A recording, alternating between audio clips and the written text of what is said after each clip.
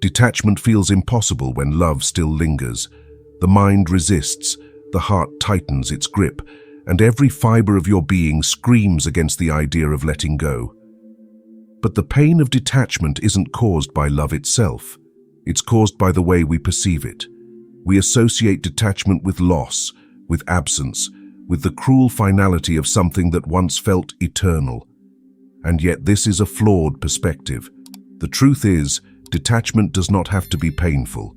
In fact, when done with clarity and self-awareness, it can be one of the most freeing experiences of your life.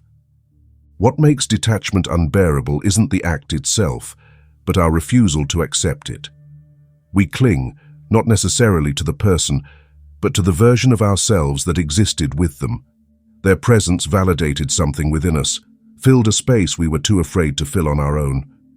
And so when they leave, it feels like we are losing more than just them.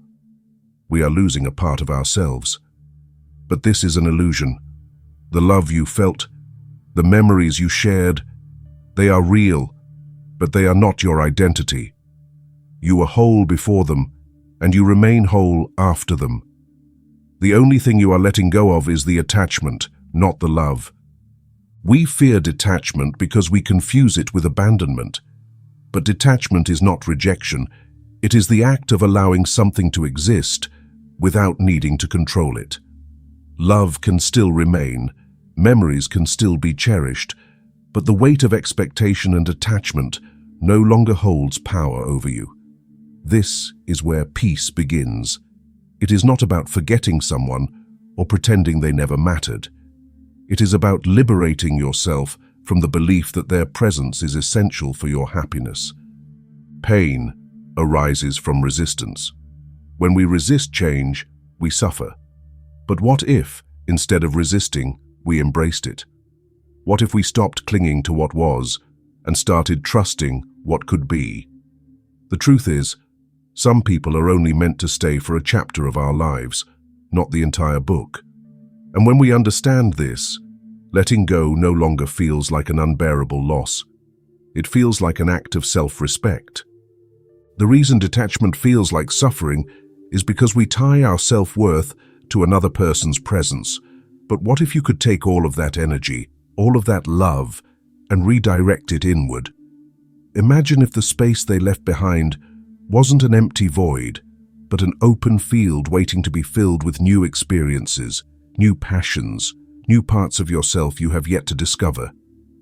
The process of detachment is not about losing. It's about reclaiming. It's easy to think that holding on proves love, that the tighter we cling, the more we show how much we care. But love is not measured by how much we refuse to let go. Love is measured by how much we respect its natural evolution.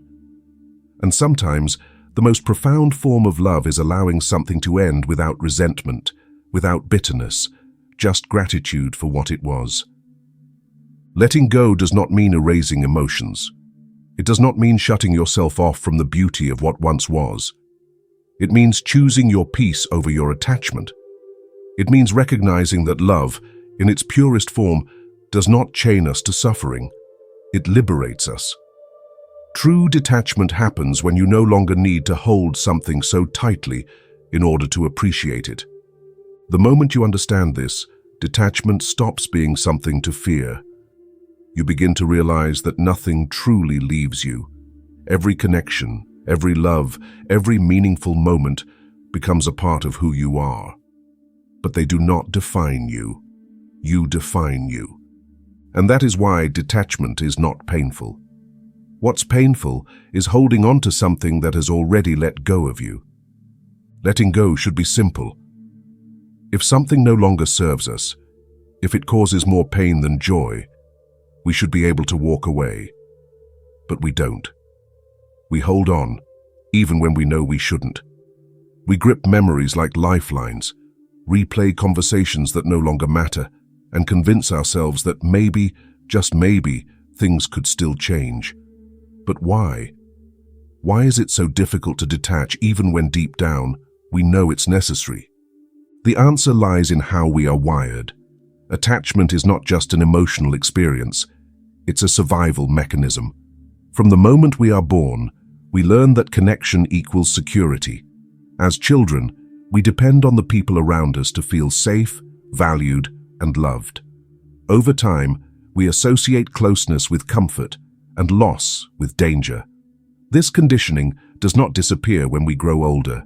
Instead, it becomes ingrained, shaping the way we navigate relationships. When someone becomes significant in our lives, they are not just another person. They are a part of our emotional foundation. And when that foundation is threatened, our instinct is to fight for it, even when it's already crumbling. But attachment is not love. Love is free, expansive, and open. Attachment is tight, gripping, and often suffocating. We don't just hold on to people, we hold on to what they represent. We hold on to the idea that they complete us, that they make us whole. We hold on to the moments they made us feel alive, believing that if we let go, those moments will disappear. But here's the truth. The love you experienced, the happiness you felt, those things belong to you, not them. They were real because you were there. They exist within you, and no one can take that away. What makes letting go even harder is the illusion of emotional survival. We trick ourselves into believing that without them, we will feel empty. That if we detach, we will lose something essential. But what we fail to realize is that detachment does not take anything from us. It only removes what is no longer aligned with our well-being. The pain does not come from losing them. It comes from losing the illusion that we needed them to be okay.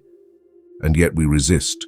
We romanticize the past, filtering out the bad and clinging to the good. We let nostalgia trick us into believing that what we had was better than what we could have. We ignore the truth in favor of comfort, even when that comfort is built on suffering. Letting go is hard because it forces us to confront an uncomfortable reality. The person we once cherished might no longer belong in our lives, and that does not mean we failed. It means we grew. But here's something most people never realize. Detachment is not just about walking away from someone. It's about walking back to yourself. It's about reclaiming the energy you once poured into another person and using it to rebuild your own sense of wholeness.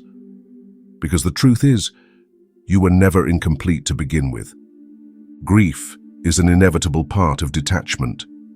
We often believe that moving on should be a clean break, a simple decision to let go and move forward. But emotions are not logical. They do not follow commands, nor do they obey timelines.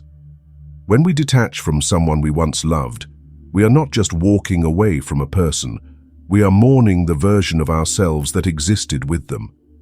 This is what makes detachment feel unbearable.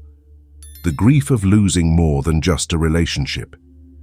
It is the loss of shared laughter, of unspoken understanding, of the imagined future that will never come to be. It is the loss of routine, of familiar habits, of the small moments that made life feel a little more meaningful. But perhaps the deepest grief comes from losing the sense of identity that was built around that connection. We ask ourselves, who am I without them? And in that uncertainty, pain finds its way in. But grief is not the enemy. Avoiding it, suppressing it, running from it, this is what makes detachment hurt far more than it should. The truth is, grief is not a punishment for loving. It is proof that something mattered. It is the emotional detox that clears out the remnants of attachment and makes space for something new. But instead of allowing ourselves to feel it, we resist. We fight against the discomfort, hoping to bypass the sadness by distracting ourselves or pretending we don't care.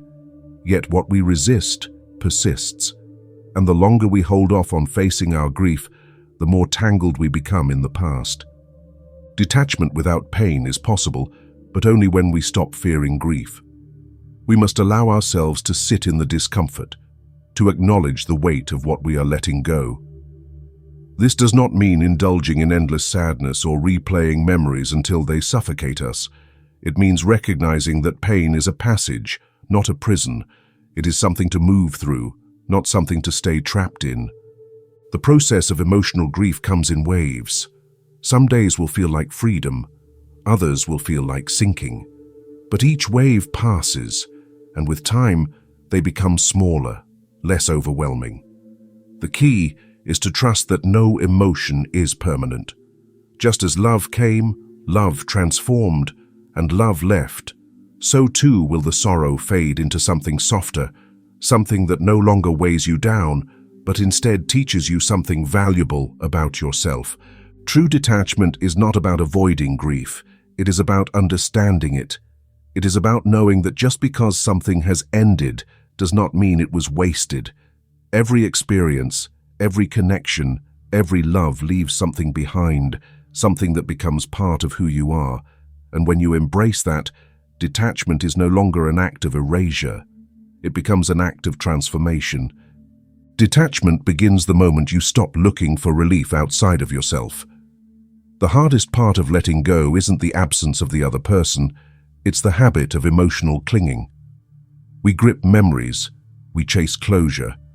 We look for signs that maybe, just maybe, the door isn't fully closed. But clinging does not preserve love.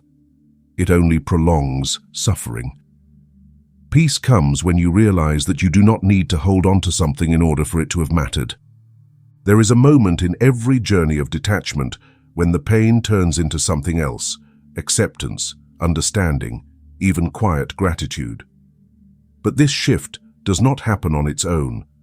It requires a conscious decision to stop feeding the attachment. Every thought that idealizes the past, every replay of what was, every lingering hope that keeps you tied to something already gone, these are the invisible threads that keep you bound. The moment you decide to let go of the need to hold on, the weight begins to lift. The mind, however, does not like surrender. It searches for ways to keep the attachment alive, convincing you that if you let go, you will lose something irreplaceable. But what if letting go is not about loss at all? What if it is about making room for something deeper? Your own peace, your own identity beyond the relationship, your own sense of wholeness that was never dependent on anyone else. Breaking the cycle of emotional clinging requires an internal shift. You must stop waiting for something external to set you free. An apology, an explanation, the illusion of closure. The closure you seek will never come from outside of you. It is an internal process, a quiet decision to no longer allow the past to dictate your present. The path to inner peace is not about forgetting or pretending you don't care. It is about stepping into a new reality where you no longer define yourself by who you were when you were with them. It is about looking in the mirror and seeing yourself, not through the lens of a relationship, but as you truly are, whole, worthy, and enough on your own. The beauty of detachment is that it does not erase love. Love can still exist without possession. You can still cherish what was without being chained to it. True peace comes when you no longer resist what is, when you stop feeding the attachment and start embracing the present, when you realize that you do not need to hold on to a person to hold on to yourself. And that is when detachment stops being painful. That is when it becomes freedom. Detachment does not happen all at once. It unfolds in stages, through small but deliberate choices that gradually release you from the emotional grip of the past. Many people believe that letting go is a sudden event, a single moment of clarity, but in reality, it is a process, one that requires patience, awareness, and a willingness to reclaim yourself. To begin, shift your emotional energy back to where it belongs, within you. Every thought spent replaying conversations, every moment wasted analyzing their actions, every ounce of effort used to hold on to hope is energy that could be fueling your own healing. Redirecting this focus is not about pretending they never mattered, but about acknowledging that you matter more. The space they occupied in your mind must now be filled with your own presence. Another essential step is creating internal distance before physical distance. Many believe detachment requires an immediate severing of ties, but what truly holds us captive is not their presence. It's our attachment to how they made us feel. Instead of seeking closure from them, begin cultivating it within yourself. Stop looking for their approval. Stop analyzing their words. And stop making their actions the measure of your worth. Emotional freedom is not about physical absence. It is about no longer needing validation from them. A key element in this journey is mastering emotional neutrality. When waves of sadness, nostalgia, or longing arise, the instinct is to either suppress them or drown in them. But detachment means taking a different approach, witnessing the emotion without attaching to it. Instead of reacting, observe.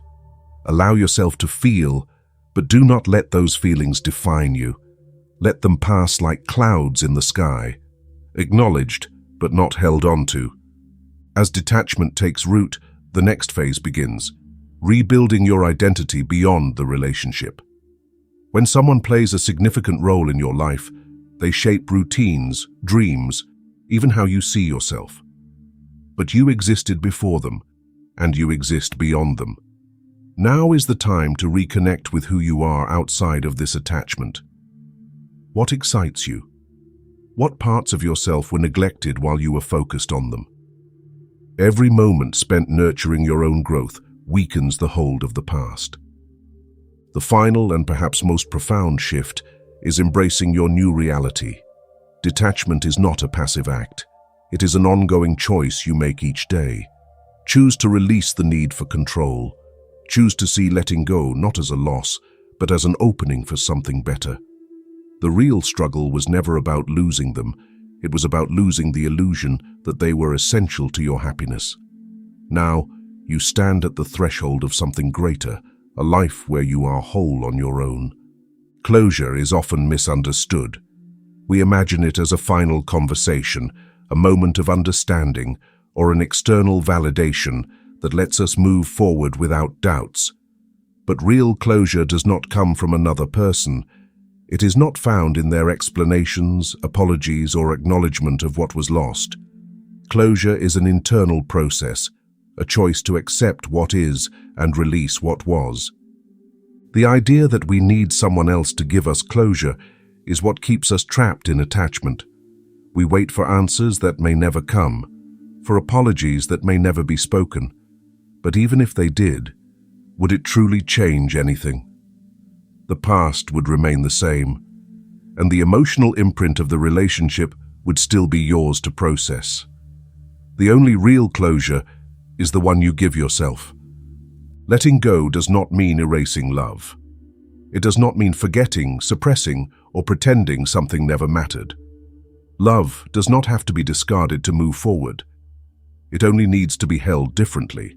Instead of gripping onto it as something that defines you, allow it to exist as part of your past, a chapter that contributed to your growth but no longer dictates your future. Love can remain without being a chain. The shift happens when you realize you do not need to carry this attachment any longer. It has served its purpose. It has taught you something. And now, you get to decide what to do with it. Will you let it hold you back, keeping you tethered to something no longer aligned with your path?